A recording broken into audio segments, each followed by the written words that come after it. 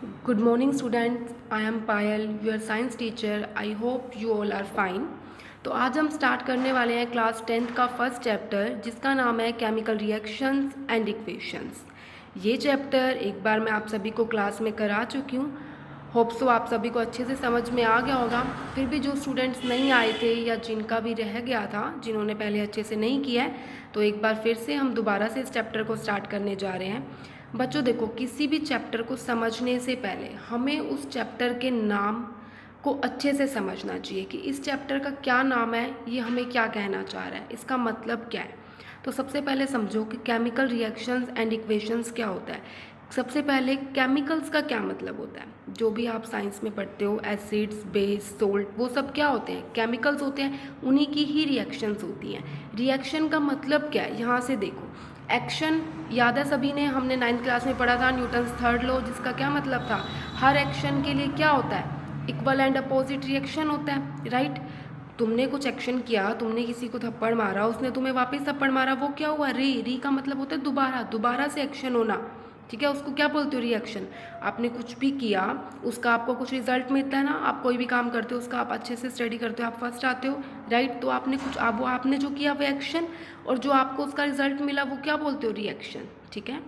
तो कोई भी एक्शन करने से जो हमें रिएक्शन मिलता है, उसका प्रोडक्ट मिलता है, वो होती है रिएक्शन, ठीक है। तो केमिकल रिएक्शन क्या हुई, जब भी हम कुछ एक्शन करें हमें कुछ रिएक्शन मिले। उसके बाद इक्वेशंस, केमिकल इक्वेशंस क्या होती हैं। देखो, आपने केमिकल रिएक्शंस कर दी, किसी भी चीज़ को symbolic representation of chemical reaction, symbols की फॉर्म में लिखना। आजकल सब लोग शॉर्ट ट्रिक्स यूज़ करते हैं पढ़ने के लिए भी, वैसे भी शॉर्ट ट्रिक्स का ज़माना है ना। कोई भी इतने बड़े आंसर्स नहीं लिखने चाहते। जब आप लोग आंसर्स लिखते हो कितना शॉर्ट फॉर्म में लिखते हो, तो उसी तरह इन केमिकल इक्वेशंस को लाइंस में लिखने की बजाय जब हम सिंबल्स में लिखते हैं तो उसको क्या बोलते हैं, केमिकल इक्वेशंस।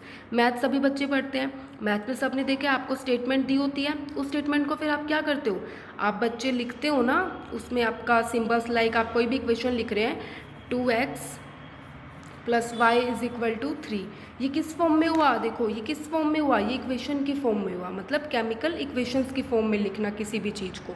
सिंबल्स आपको पता है, आपको कोई भी स्टेटमेंट देते हैं, वो होगी एक काइंड ऑफ केमिकल रिएक्शन, और जब आप उसको इक्वेशंस की फॉर्म में लिखते हो वो होता है केमिकल इक्वेशंस। ईजी बना के लिखना, थोड़ा रिप्रेजेंटेटिव लगे, थोड़ा अच्छे से रिप्रेजेंट करना, तो उसके लिए हम क्या करते हैं, इक्वेशंस की फॉर्म में लिखते हैं, सिंबल्स की फॉर्म में। और केमिकल रिएक्शन में क्या होता है, जब आप रिएक्टेंट से प्रोडक्ट बना देते हो, उसको क्या बोलते हो, केमिकल रिएक्शंस। तो चलो अब हम स्टार्ट करते हैं।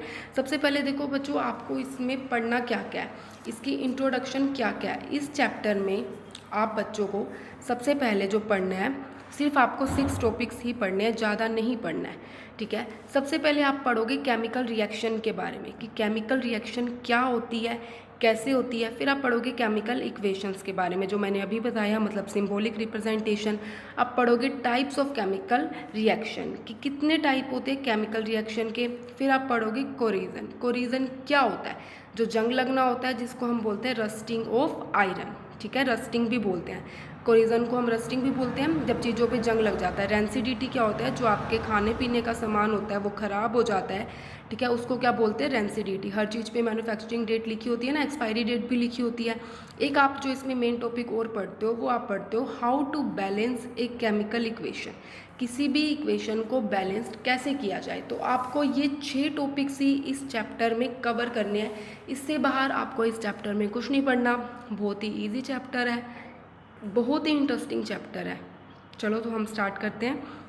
सबसे पहले देखो क्या लिखा हुआ है, consider the flowing situations of daily life and think what happens. ये जो हमारे साथ रोज होता है उसके बारे में आप पढ़ो और सोचो कि क्या होता है। Milk is left at room temperature during summers, गर्मियों में अगर हम दूध बाहर रख देते हैं, ठीक है, रूम टेम्परेचर पे, तो क्या होता है, दूध आपका ख़राब हो जाता है, ठीक है। सर्दियों में रखो तो दूध आपका ख़राब नहीं होता है, लेकिन गर्मियों में क्या होता है, अगर आप दूध रखते हो तो वो ख़राब हो जाता है, ठीक है। An iron tawa, pan, nail is left expose to humid atmosphere, जैसे लोहे का आपने तवा रखा, पैन रखा, नेल या कुछ भी अगर आप छोड़ देते हो तो वो ह्यूमिड एटमॉस्फेयर में क्या हो जाता है, ख़राब हो जाता है। ह्यूमिड का मतलब समझते हो, लाइक ह्यूमिडिटी, नमी आ जाना। ह्यूमिड का मतलब होता है नमी, ठीक है। जैसे गीलापन होता है, जब बारिश आती है उसके बाद कैसे हो जाता है मौसम, ह्यूमिडिटी वाला हो जाता है ना। तो वो क्या हो जाता है, लोहे की चीज़ पे जंग लग जाता है, वो ख़राब हो जाती है। तो ये भी काइंड क्या है, ये भी रिएक्शंस हो रही हैं। ग्रेप्स गेट फर्मेंटेड, जो आपके अंगूर हैं वो क्या हो जाते हैं, ख़राब हो जाते हैं। फूड इज़ कुक्ड, खाना आप कच्ची सब्जियां डालते हो और उससे आपको क्या मिलता है, पका हुआ खाना मिलता है। तो वो कैसे बन गया, उसमें क्या रिएक्शन हुई। Food gate digested in our body, आपने खाना खाया, वो आपकी बॉडी में डाइजेस्ट कैसे हुआ, किन रिएक्शंस के थ्रू हुआ। वी रिस्पायर, हम सांस लेते हैं, ठीक है। रिस्पायर और ब्रीदिंग में बच्चों फ़र्क होता है। देखो ब्रीदिंग, एग्जैक्टली ब्रीदिंग का मतलब होता है सांस लेना, लेकिन रेस्पिरेशन का मतलब होता है जो आपको खाने से एनर्जी मिलती है ना, उसको रेस्पिरेशन बोलते हैं। तो एक बार इस पॉइंट को क्लियर कर लो कि सांस लेने को आप ब्रीदिंग बोलते हो, लेकिन जो आप खाना खाते हो उससे आपको जो एनर्जी मिलती है उसको आप रेस्पिरेशन बोलते हो, ठीक है। In all the above situations, the nature and identity of the identity of the initial substances has somewhat change. सभी सिचुएशंस में क्या हुआ, आइडेंटिटी होती है पहचान, जो उनका नेचर था, जो उनकी आइडेंटिटी थी इनिशियल सब्सटेंस की जो आपने यूज़ किया था, वो समहाउ चेंज होगी। कैसे चेंज होगी, देखो आपने मिल्क छोड़ा था, आपने दूध रखा, सुबह आपने देखा आपका दूध जो है वो फट चुका है। जो फटा हुआ दूध है और जो नॉर्मल दूध होता है, क्या वो एक जैसा होता है, नहीं, वो अलग होता है। जो अच्छा लोहा होता है सही होता है, और एक जो लोहा ख़राब हो चुका होता है, जंग लगा होता है, क्या वो सेम होता है, नहीं। जब अंगूर ख़राब हो जाते हैं तो उनका टेस्ट भी बदल जाता है, शक्ल भी बदल जाती है। जो कच्चा खाना होता है, सब्जियां, वो अलग होती हैं, जब खाना पक जाता है वो अलग बन जाता है। जब हम फूड खाते हैं कुछ और होता है, डाइजेस्टेड होता है, छोटे छोटे पार्ट्स में टूट जाता है। जो हमें एनर्जी मिलती है, हम तो फूड खाते हैं, वो एनर्जी हमें किसी और फॉर्म में मिलती है। तो इन सब चीज़ों में क्या हुआ, जो भी आपने खाया या जो भी आपने रखा, जो भी ख़राब हुआ, वो जो पहले था और रिएक्शन होने के बाद क्या हुआ, चेंज हो गया। We have already learn about physical and chemical changes of matter in our previous classes. आप 9th क्लास में पढ़ चुके हो बच्चों कि कैसे फिजिकल और केमिकल चेंजेस होते हैं हमारे आसपास। जब भी कोई केमिकल चेंज होता है हम कह सकते हैं कि एक केमिकल रिएक्शन हुई है। Whenever a chemical change occurs we can say that a chemical reaction has taken place. You may perhaps be wondering as to what is actually mean by chemical reaction. आपको हैरान होना चाहिए कि exactly chemical reaction है क्या, हमें कैसे पता लगता है कि chemical reaction has taken place हुई है। Let us perform some activities to find the answer. इन सब का आंसर निकालने के लिए हम एक्टिविटी परफॉर्म करते हैं। फर्स्ट देखो, इस एक्टिविटी के लिए उन्होंने क्या बोला, टीचर्स की नीड होनी जरूरी है। प्रिकॉशंस है एक्टिविटी से पहले हम करते हैं, ठीक है। अब देखो इस एक्टिविटी में हो क्या रहा है, इन्होंने बोला है clean A magnesium ribbon about 2 centimetre long bye rubbing it with sand paper. आपने एक मैग्नीशियम मेटल लिया 2 सेंटीमीटर जो लंबा था, उसको एक पेपर के साथ रब किया। पेयर ऑफ टोंग्स लिया, टोंग होता है जिससे हम बच्चों पकड़ते हैं, देखो जैसे इन्होंने टेस्ट ट्यूब को पकड़ा हुआ है, उसको बर्न किया, बर्नर की हेल्प से या लैंप की हेल्प से हमने बर्न किया। और जो भी ऐश क्या होता है, जो भी राख बची उसको एक वॉच ग्लास में क्या कर लिया, कलेक्ट कर लिया, इकट्ठा रख लिया। बर्न किया, मैग्नीशियम रिबन जो था उसको बर्न किया। उसको उसने क्या बोला, आइस से जितना हो सके दूर रखो, क्योंकि हमारी आइस के लिए क्या होता है, ये हार्मफुल होता है अगर कोई भी गैसेस हमारी आइस में चली जाती हैं।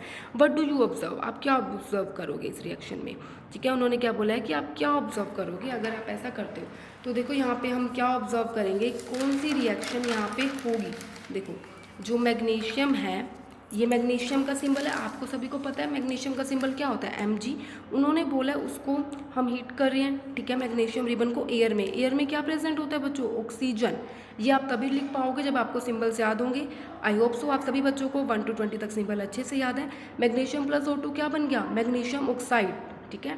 इसको आप क्या बोलते हो, ये वाइट पाउडर बन जाता है मैग्नीशियम ऑक्साइड का। तो आपने क्या देखा, जब आपने मैग्नीशियम की रिएक्शन की ऑक्सीजन के साथ तो क्या मिला, मैग्नीशियम आपको ऑक्साइड मिला, ठीक है। आपने क्या ऑब्जर्व किया, हम क्या देखते हैं बच्चों यहाँ पे, हमने जब मैग्नीशियम को ऑक्सीजन के साथ हीट किया, हमें मैग्नीशियम ऑक्साइड तो मिला एक वाइट कलर का, बहुत डार्जिलिंग, डार्जिलिंग का मतलब होता है बहुत ज़्यादा ब्राइट, ठीक है। इवन जो आपकी आइज़ को हर्ट कर सकता है, आपको इतना ब्राइट जो मैग्नीशियम ऑक्साइड है वो आपको मिला।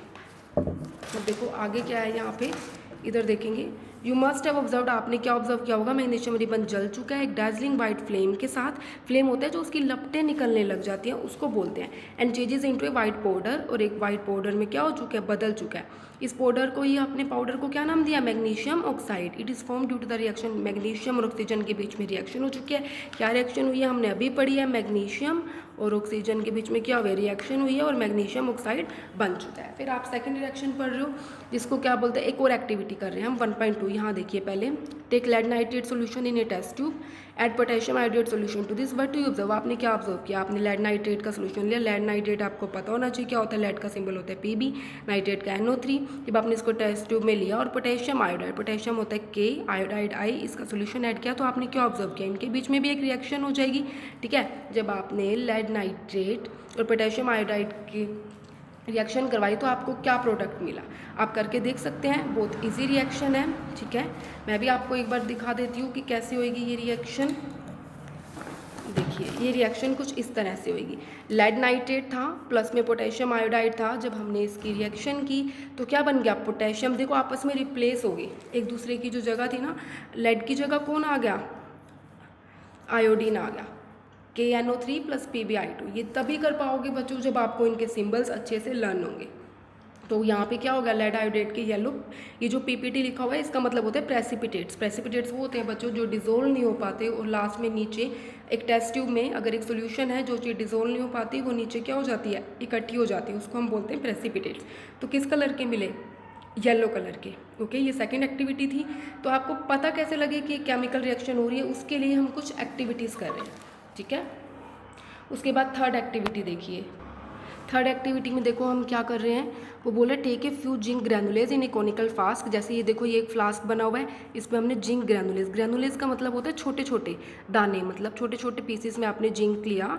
ठीक है, और आपने डाइल्यूट हाइड्रोक्लोरिक एसिड डाल दिया। मतलब हाइड्रोक्लोरिक एसिड का फॉर्मूला क्या होता है, HCl, या फिर सल्फ्यूरिक एसिड, उसका फॉर्मूला होता है H2SO4, आपने डाला। ठीक है, एसिड को ध्यान से यूज़ करिए। डू यू ऑब्जर्व एनीथिंग, आपने देखा कि जिंक ग्रैनुलेज के आसपास कुछ हुआ। कॉनिकल फ्लास्क, जो ये कॉनिकल फ्लास्क है, इसको टच करके देखिए क्या इसमें कुछ चेंज हुआ। देखो इसमें एक बार देखो, ये कॉनिकल फ्लास्क लिया है। ठीक है, जिंक ग्रैनुलेज नीचे लिए, जिंक के टुकड़े, यहाँ पे सल्फ्यूरिक एसिड डाल दिया, डाइल्यूट। डाइल्यूट मैंने आपको क्लास में पहले भी बताया बच्चे, डाइल्यूट का मतलब होता है जब हम किसी चीज़ में पानी ऐड कर देते हैं, पानी का अमाउंट ऐड कर देते हैं ताकि वो चीज़ को थोड़ा कम स्ट्रॉन्ग बनाने के लिए।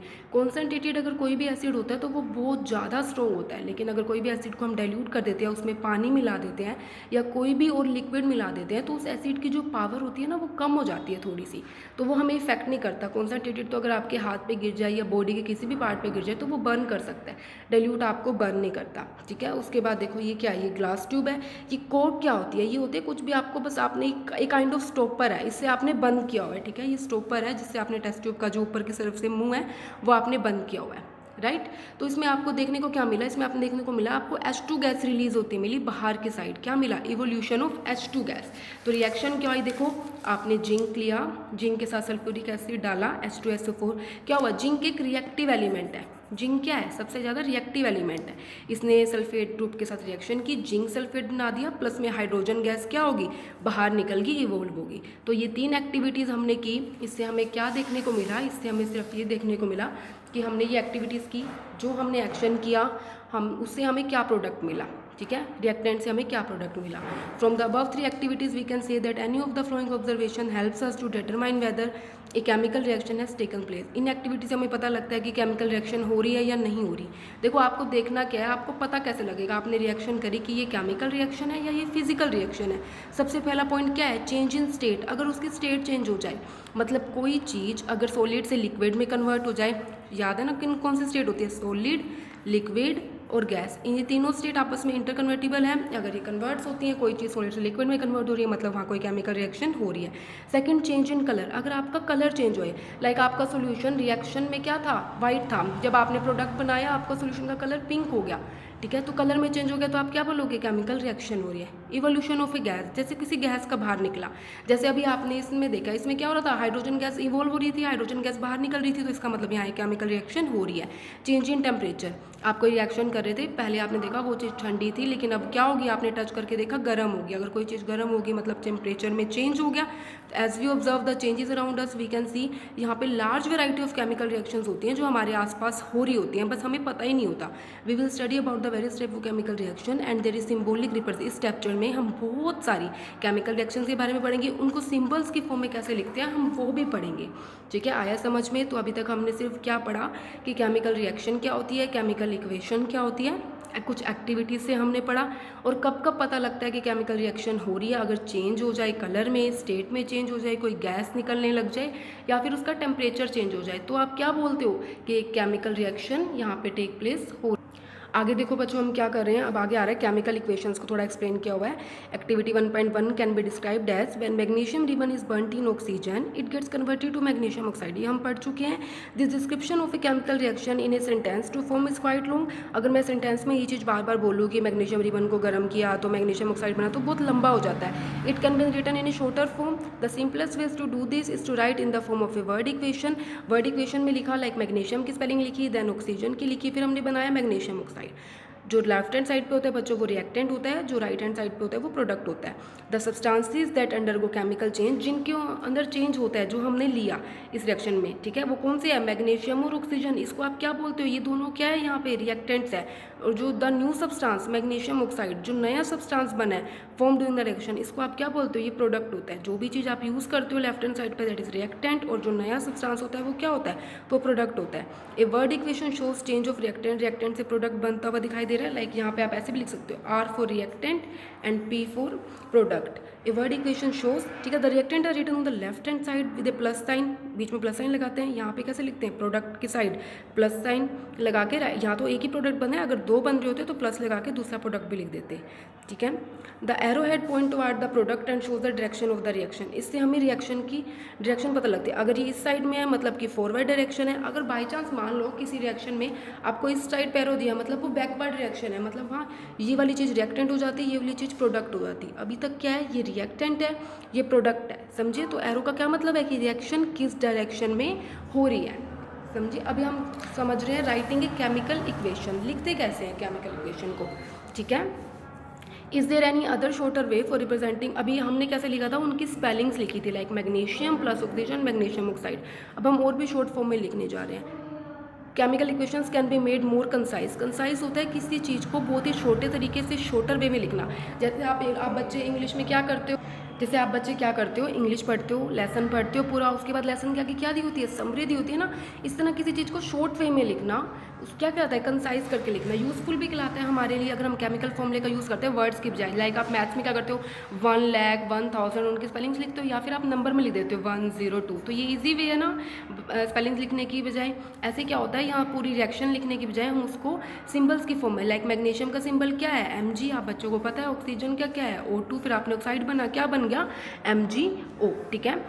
उसके बाद देखो हम क्या बोल रहे हैं, अब हम बैलेंसिंग की ओर बढ़ेंगे। क्या ये इक्वेशन बैलेंस्ड है या नहीं है, उसके लिए हम क्या करते हैं, काउंट करो, कंपेयर करो number of atoms of each element on the left hand side and right hand side. कि लेफ्ट हैंड साइड देखो जो एलिमेंट्स है, कितने मैग्नीशियम यहाँ प्रेजेंट है, कितने मैग्नीशियम यहाँ, कितने ऑक्सीजन यहाँ प्रेजेंट है, कितने ऑक्सीजन यहाँ, क्या ये इक्वल है, इक्वल है तो this is a balanced equation. अगर ये इक्वल नहीं है तो ये अनबैलेंस्ड इक्वेशन है। और आप इसको क्या कह सकते हो, और आप इसको बोल सकते हो कि ये स्केलेटल इक्वेशन है, ठीक है। Number of atom of each element is same, if not then the equation is unbalanced because the mass is not the same on both sides of equation. Such a chemical equation is skeletal chemical equations और unbalanced chemical equation. अब ये वाली जो equation है आप बच्चे बताओ क्या होगी, स्केलेटल होगी या बैलेंस्ड होगी। देखो यहाँ पे क्या हो रहा है, यहाँ देखो लेफ्ट हैंड साइड पे 1 मैग्नीशियम, इधर भी 1 मैग्नीशियम, इधर 2 ऑक्सीजन और इधर 1 ऑक्सीजन। तो ये आपस में बैलेंस नहीं है। हमें क्या चाहिए, हमें चाहिए कि रिएक्टेंट और प्रोडक्ट दोनों आपस में क्या हो, बैलेंस्ड हो, बट ये नहीं है। तो अब हम आगे सीखते हैं कि रिएक्शंस को बैलेंस कैसे करते हैं। किसी भी बच्चे को पैनिक नहीं होना है, समझ में आ रहा है तो भी अच्छी बात है, नहीं आता है तो भी टेंशन लेने की कोई नीड नहीं है। 1-2 बार वीडियो को देखोगे, खुद से बहुत सारे आपकी बुक में अच्छे अच्छे एग्जांपल्स दिए हुए हैं जो आप ट्राई कर सकते हो। खुद से आप ट्राई करोगे तो बहुत ईजिली आपको बैलेंस करना आ जाएगा, ठीक है। बस आप ध्यान से समझते जाइए स्टेप बाय स्टेप। अब बैलेंस कैसे करते हैं किसी केमिकल इक्वेशन को, recall the law of conservation of mass that you studied in class 9th। Mass can neither be created nor stored in a chemical reaction, that is the total mass of the element present in the product of a chemical reaction has to be equal to the total mass of the element present in the reactant. आप हम law of conservation of मास हमें क्या कहता था 9th class में, आप बच्चों ने पढ़ा हुआ है कि जो मास है वो ना तो बनता है ना डिस्ट्रॉय होता है। कि जब भी ये केमिकल रिएक्शन होती है, कहने को क्या चाह रहा है, जो आप मास लेके चले थे वही मास आपको प्रोडक्ट में भी मिलेगा। तो जो रिएक्टेंट की साइड मास था उतना ही मास आपको कहाँ मिलना चाहिए, प्रोडक्ट की साइड में, ठीक है। In other words the number of atoms of each element remain the same रहते हैं before and after a chemical reaction. यहाँ पे होने से पहले और यहाँ पे होने के बाद क्या रहने चाहिए, नंबर ऑफ एलिमेंट सेम रहने चाहिए। Hence we need to balance a skeletal chemical equation को बैलेंस करने की हमें नीड पड़ती है। क्या ये केमिकल इक्वेशन बैलेंस्ड है, नहीं है, हमने अभी देखा। Let us learn about balancing कि कैसे करेंगे, स्टेप बाय स्टेप हम पढ़ रहे हैं कि हम इक्वेशन को बैलेंस कैसे करेंगे। अब देखो यहाँ हम क्या करेंगे, अभी एक क्वेश्चन दी हुई है zinc plus sulphuric acid, zinc sulphate plus hydrogen, ये आपने पढ़ी थी एक्टिविटी 1.3 यही थी। इस इक्वेशन को देखो आपने वर्ड्स की फॉर्म में तो लिख दिया, zinc plus sulphuric acid, zinc sulphate plus hydrogen. अब मेथड क्या है, कैसे आप करते हो, सबसे पहले क्या करते हो, एक टेबल बना लेते हो छोटी सी। आपने एलिमेंट लिखने हैं, कितने एलिमेंट है, जैसे फर्स्ट एलिमेंट जिंक प्रेजेंट है, सेकंड हाइड्रोजन प्रेजेंट है, फिर ये सल्फर प्रेजेंट है, फिर ये ऑक्सीजन प्रेजेंट है। उसके बाद लिखना number of atoms in reactants, जो रिएक्टेंट की साइड मतलब लेफ्ट हैंड साइड पे जितने हैं, फिर number of atoms in product जो राइट हैंड साइड पे वो लिखने हैं। तो सबसे पहले देखो जिंक यहाँ पे कितना है, 1 है तो हमने 1 लिखा, हाइड्रोजन कितना है 2 है तो 2 लिखा, सल्फर कितना है 1 है तो 1 लिखा, ऑक्सीजन कितना है 4 है तो 4 लिखा।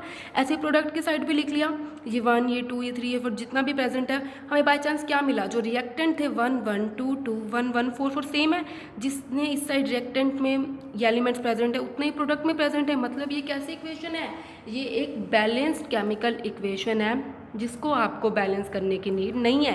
As the number of atoms of each element is same on both sides, this therefore this is a balanced chemical equation. अब देखो नेक्स्ट इक्वेशन लेके चले हैं, ये मैंने आपके क्लास में बहुत अच्छे से एग्जांपल समझाया था, फिर भी एक बार दोबारा से देख लीजिए। क्या है देखो बच्चे, Fe plus H2, Fe3O4 plus hydrogen. Fe किसका सिंबल होता है, आयरन का, H2 is water, Fe3O4 iron का एक ऑक्साइड बन गया, प्लस में हाइड्रोजन। ये इक्वेशन है, क्या ये बैलेंस्ड है या अनबैलेंस्ड है, आप लोग ये बताओ। लेफ्ट हैंड साइड पे देखो आयरन कितने हैं 1, यहाँ आयरन कितना है 3, तो क्या ये बैलेंस्ड हुई, नहीं। हाइड्रोजन देखो यहाँ कितने हैं 2, यहाँ भी 2, चलो ये बैलेंस्ड है। यहाँ ऑक्सीजन 1, यहाँ ऑक्सीजन 4, तो ये इक्वेशन बैलेंस नहीं है, आयरन और ऑक्सीजन यहाँ पे बैलेंस नहीं है। इस इक्वेशन को ये कैसी है, स्केलेटल केमिकल इक्वेशन है, या आप बोल सकते हो अनबैलेंस्ड केमिकल इक्वेशन है। तो इस इक्वेशन को आपको क्या करना पड़ेगा, खुद से बैलेंस करना पड़ेगा, ठीक है। आप एक लाइन में भी बैलेंस कर सकते हो। इफ़ इन एग्जाम आपसे पूछा जाता है, सिर्फ 1 मार्क्स में पूछा जाता है कि आप बैलेंस करो केमिकल इक्वेशन को, तो आपको ऐसे टेबल बना के या कुछ भी लंबे परफॉर्मेंस से या पूरे पैटर्न से सोल्व नहीं करना है। अगर आपसे 1 मार्क्स में पूछा जा रहा है, अगर लॉन्ग क्वेश्चन में पूछा जा रहा है तो आप डिटेल से बताओगे, ठीक है। तो चलो अब हम सीखते हैं कि कैसे हमें इक्वेशन को बैलेंस करना है। तो देखो अब हम स्टेप 1 से स्टार्ट करते हैं। हमें क्या करना है, to balance a chemical equation first draw the boxes around each formula, do not change anything inside the boxes by balancing. हमें क्या करना है, सिर्फ जो भी आपको इक्वेशन दी हुई थी वो इक्वेशन आपने राइट की, उसके ऊपर आपने क्या किया, ऐसे बॉक्सेस लगा दिए, राइट। स्टेप 2 में क्या करना है, list the number of atoms of different element present in the unbalanced equation. वही टेबल बनानी है जैसे पीछे बनाई थी, एलिमेंट लिखोगे, नंबर ऑफ एटम्स रिएक्टेंट की साइड पे, नंबर ऑफ एटम प्रोडक्ट की साइड पे। आयरन यहाँ 1 था, हाइड्रोजन यहाँ 2 थे, ऑक्सीजन यहाँ 1 था। और इस साइड देखोगे तो आयरन यहाँ 3 थे, ऑक्सीजन यहाँ 4 था और हाइड्रोजन 2 था। ये सब आपने लिख लिया। देखो स्टेप 3 में आपने क्या करना है, it is often convenient to start balancing with the compound that contain the maximum number of atom. Convenient का क्या मतलब होता है, ईजी, ये ईजी रहता है। आप बैलेंसिंग उससे करना स्टार्ट करो, उस कंपाउंड से जो बहुत ज़्यादा अमाउंट में प्रेजेंट है। इट में भी रिएक्टेंट में भी हो सकता है, हमें ये नहीं देखना कि वो प्रोडक्ट ही हो, वो रिएक्टेंट भी हो सकता है, प्रोडक्ट भी हो सकता है। उस कंपाउंड में एलिमेंट को आपको सेलेक्ट करना है जिसके मैक्सिमम नंबर ऑफ एटम हो। इस क्राइटेरिया को यूज़ करते हो। यहाँ पे देखो मैक्सिमम नंबर ऑफ एलिमेंट किस में है, आप बताओ। यहाँ तो 1 आयरन है, यहाँ 2 हाइड्रोजन है, यहाँ 1 ऑक्सीजन है, यहाँ 2, यही है ना। इसमें 3 आपके आयरन है एंड 4 आपके ऑक्सीजन है, तो आप इसी को चूज़ करोगे, राइट। ये आपने चूज़ किया, 4 ऑक्सीजन एटम्स है राइट हैंड साइड पे, ठीक है। अब इसको बैलेंस करने के लिए देखो आप क्या करोगे, टू बैलेंस द ऑक्सीजन। सबसे पहले आप ऑक्सीजन को बैलेंस करने जा रहे हो। देखो तो क्या हुआ, ऑक्सीजन के लिखो इनिशियली, ठीक है। रिएक्टेंट में कितनी है ऑक्सीजन, ओनली 1, लेकिन प्रोडक्ट में कितनी है ऑक्सीजन 4, ठीक है। तो बैलेंस करने के लिए आपको यहाँ पे भी क्या चाहिए, 4 चाहिए ना। यहाँ पे भी ऑक्सीजन कितनी चाहिए 4, तो आप किससे मल्टीप्लाई करोगे 4, ठीक है। यहाँ पे किससे मल्टीप्लाई करोगे, आपको अगर 4 चाहिए, देखो यहाँ पे देखो, आप इक्वेशन में देखो बच्चे, यहाँ पे कितनी थी ऑक्सीजन 4 थी, राइट।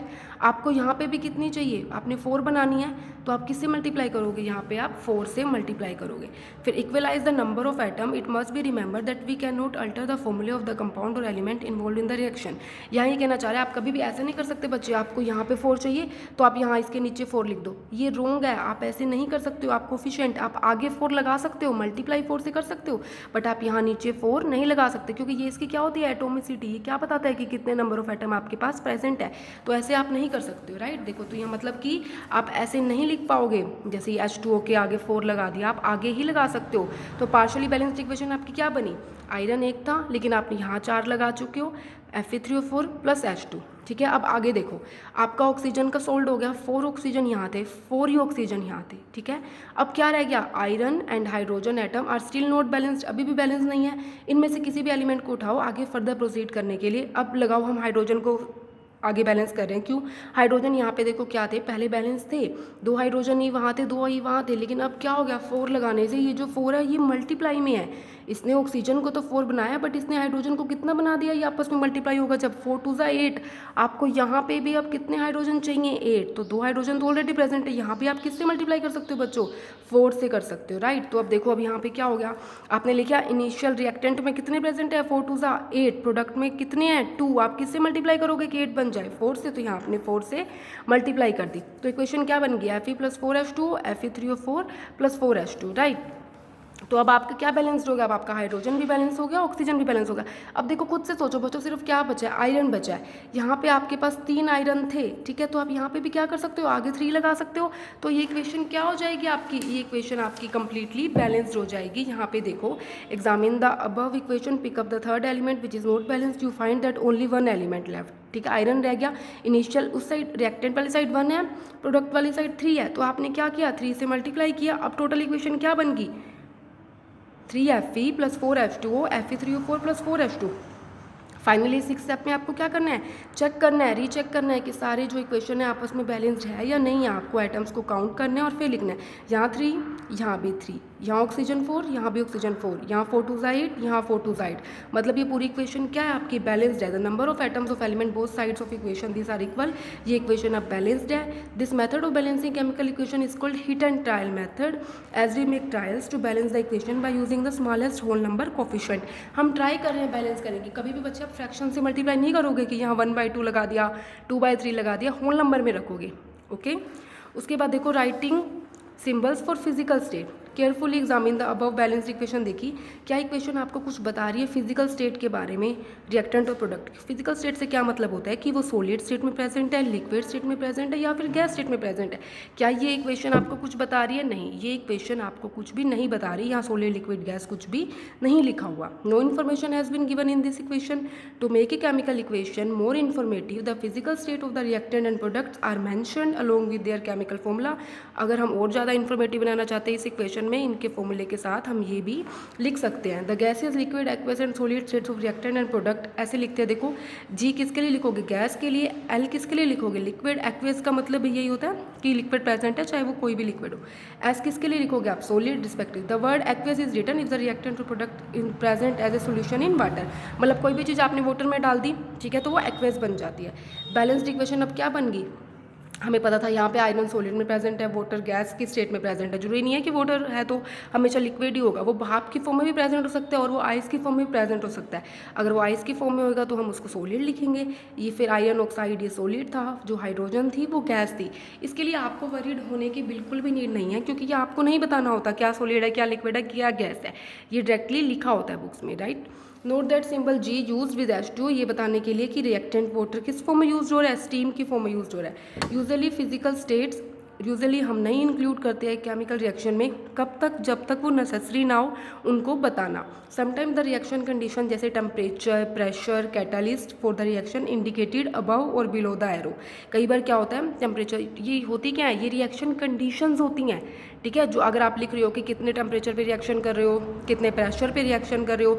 कैटालिस्ट क्या होता है बच्चों, देखो जो कैटालिस्ट होता है ना, वो रिएक्शन के पाथ को चेंज कर देता है, अल्टर कर देता है, मतलब कि ईजी बना देता है, रिएक्शन के पाथ को जल्दी कर देता है। कोई रिएक्शन मान लो 10 मिनट्स में हो रही है, आप चाहते हो कि वो 2 मिनट्स में हो जाए, ठीक है, या 4 मिनट में हो जाए, या 2 मिनट्स में हो जाए, तो आप क्या करोगे, उसके लिए आप उसमें कैटालिस्ट ऐड करते हो। कैटालिस्ट क्या करता है, आप इतना समझो, कैटालिस्ट रिएक्शन के पाथ को फास्ट कर देता है।